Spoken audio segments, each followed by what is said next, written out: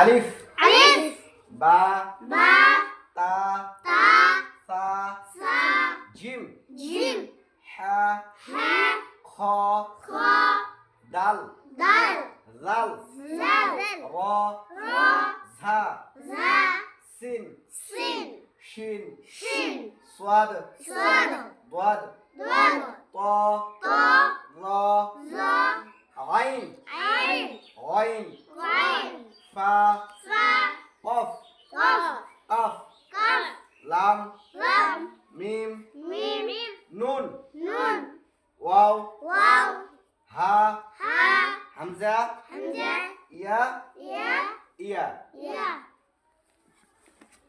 আরবি শিখতে গেলে বা কোরআন শরীফ পড়তে কেউ যে চায় সর্বপ্রথম আরবি অক্ষরগুলো ভালো করে জব্দ করতে হবে, মানে ভালো করে চিনতে হবে।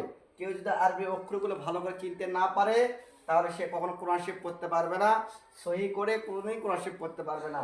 এই জন্য সর্বপ্রথম আমাদেরকে আরবি হরফ যেগুলো আছে এগুলো চিনতে হবে এবং বুঝতে হবে কোনটা কোন অক্ষর। যদি আমরা ভালো করে এগুলো সঠিকভাবে বুঝতে পারি, চিনতে পারি, তাহলে আপনার আমার জন্য কোরআন শরীফ পড়া অতি সহজ হয়ে যাবে। এই জন্যে যারা যারা আরবি শিখতে চায়, এই যে রমজান মাস চলতেছে, যারা যারা আরবি শিখতে চায়, কোরআন শরীফ শিখতে চায়, আমাদের সাথে যোগাযোগ করবেন, ইনশাল্লাহ আমরা চেষ্টা করব। আমাদের পেজ আছে, পেজে সবাই সাবস্ক্রাইব করবেন, পেজের সাথে সবাই থাকবেন। ইনশাল্লাহ আমি তো আপনাদেরকে বিনামূল্যে আরবি শিক্ষা দেওয়ার চেষ্টা করব, ইনশাআল্লাহ।